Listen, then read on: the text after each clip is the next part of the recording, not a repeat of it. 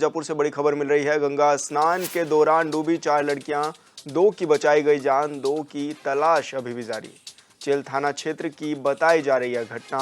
तो आपको बता दें कि गंगा में नहाने के लिए गई थी ये लड़कियां और इस दौरान चारों लड़कियां पानी में डूबने लगी और ऐसे में 2 लड़कियों की जान बचाई जा चुकी है, लेकिन 2 लड़कियों की तलाश अभी भी जारी है। आज के में क्षेत्र में हड़कंप भी मचा हुआ है और टीमें भी मौके पर तैनात हैं। और संवाददाता राजन गुप्ता हमारे साथ फोन लाइन पर जुड़ गए हैं। राजन, क्या कुछ ये पूरा मामला है?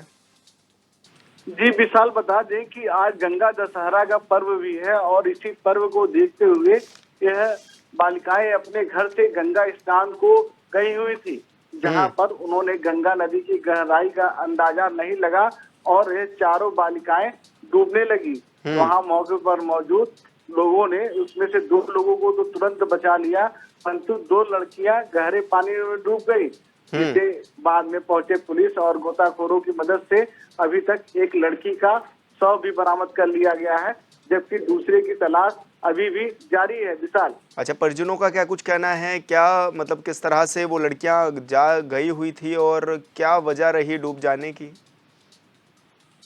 परिजनों का विशाल इसमें यही कहना है कि गंगा दशहरा में गंगा स्नान का बहुत महत्व है और इसी के चलते ये सभी बालिकाएं जिद करके घर से गंगा स्नान को निकली हुई थी और वो गंगा स्नान के दौरान गंगा नदी की गहराई का अंदाजा नहीं लगा पाई, जिसके चलते वह गहरे पानी में डूब गई।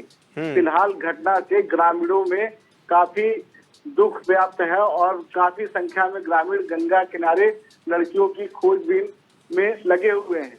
प्रशासनिक टीमों का क्या कुछ कहना है? क्या लग रहा है कब तक और कहां पर मिल सकती है लड़कियां जो डूब गई थी?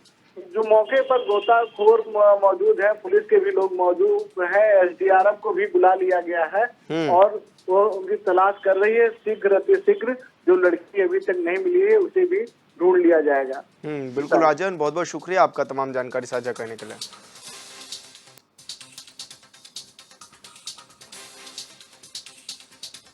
मिर्जापुर के बहुराना थाना क्षेत्र में पाइप के गोदाम में आग लगने से हड़कंप मच गया। वहीं आग लगने की सूचना मिलते ही फायर ब्रिगेड की टीम भी मौके पर पहुंच गई।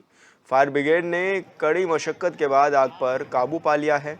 स्थानीय लोगों की माने तो किसी ने बीड़ी या सिगरेट पीकर पाइप की तरफ फेंक दी थी, जिसकी वजह से ये आग लग गई। उन्होंने बताया कि पाइप अमृत योजना के तहत लगाने के लिए रखा हुआ था, जो कि जल गया है।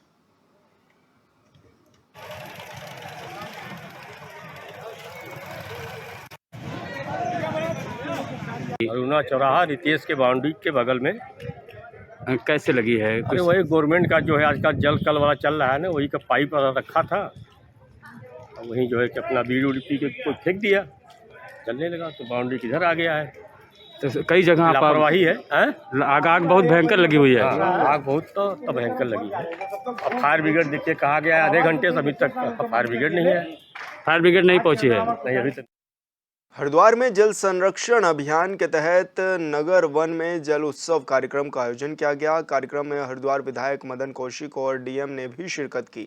इस दौरान विधायक मदन कौशिक और हरिद्वार डीएम ने नगर वन परिसर में पौधारोपण किया। विधायक मदन कौशिक ने कहा कि जल संरक्षण के लिए जागरूकता होना हर किसी के लिए ज़रूरी है। कई क्षेत्रों में जल स्रोत लगातार कम हो रहे हैं।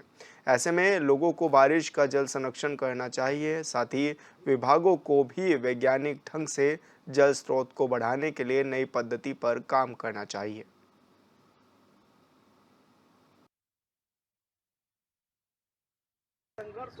जल उत्सव का कार्यक्रम यहाँ के जो हमारे अधिकारी हैं, जिलाधिकारी, यहाँ के हमारे डीएफओ, यहाँ के हमारे कृषि अधिकारी, सबके माध्यम से एक पूरे प्रदेश के अंदर जो आयोजन हो रहा है उसमें हरिद्वार में आज आयोजन हुआ। कल मुख्यमंत्री जी ने देहरादून में उसकी शुरुआत की। सभी लोगों से अपील की कि हमें आने वाले समय में जल को किस प्रकार से ज़्यादा जो अपना भूगर्भ है उसको बढ़ाने का काम कर सकते हैं, हम लोग किस प्रकार से जल को जो उपयोग करने का कैसे ठीक कर सकते हैं, क्या क्या सावधानी है, किस फसल को हम ले सकते हैं, किस फसल को नहीं लिया जा सकता है, किस फसल के कारण जल का हमारा जो नीचे का स्तर है वो घट रहा है। ये सारी चीज़ें पूरे गांव वालों के साथ साझा। धर्मनगरी हरिद्वार में भयंकर जाम की वजह से शहर का हाल बेहाल हो गया है। ज्वालापुर से हर की पौड़ी तक वाहनों की लंबी कतारें लगी हुई हैं और रेंग रेंग कर गाड़ियां चल रही हैं, जिसकी वजह से आम जन जीवन पूरी तरह से प्रभावित हो रखा है। जाम की समस्या से न केवल भारी यात्री परेशान हैं बल्कि स्थानीय लोग भी परेशान हैं। वहीं प्रशासन की तरफ से की गई व्यवस्था भी केवल अब फेल होती हुई साबित हो रही हैं। लगातार बढ़ती भीड़ और खराब ट्रैफिक प्रबंधन की वजह से जाम की समस्या दिनों दिन बढ़ती जा रही है।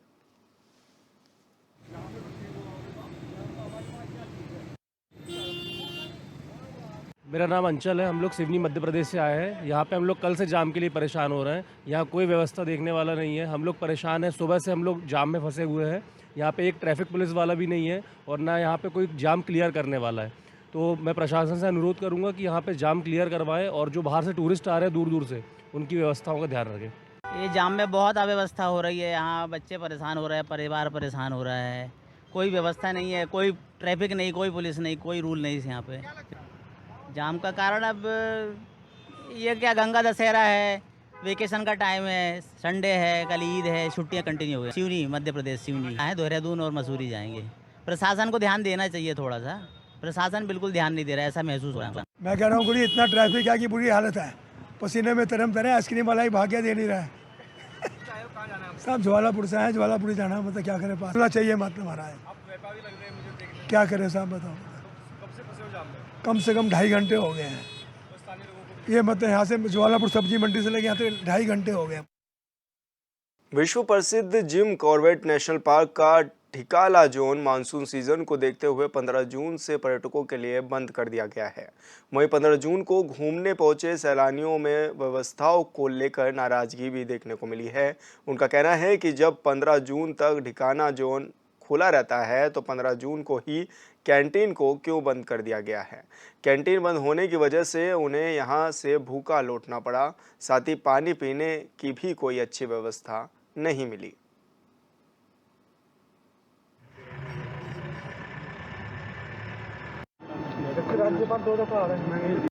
सरकार को इस तरफ को जरा ध्यान भी देना चाहिए कि थोड़ी बहुत व्यवस्थाएं जो यहाँ जो कमी रह गई हैं उनको भी वो पूरा करे। जब हम अपने यहाँ ढिकाला जोन में अपने घूमते भ्रमण करते हुए जब हम आए तो हमने यहाँ जैसा हमने नाम सुना था उस हिसाब से हमें यहाँ पे काफ़ी अव्यवस्थाएं देखने को मिली। जैसे कि पहले दिन कैंटीन पूरी बंद कर दी गई। एक दिन जब 15 तारीख तक ढिकाला जोन खुला हुआ है तो कैंटीन कायदे में 15 तारीख तक खुली रहनी चाहिए। भाई पर्यटक आएगा तो वो कहाँ जाएगा, चाय नाश्ता करेगा या कुछ खाने पीने को बच्चों के साथ आता है, अपने परिवार के साथ आता है तो उसको कुछ खाने के लिए भी तो यहाँ पे व्यवस्था होनी चाहिए।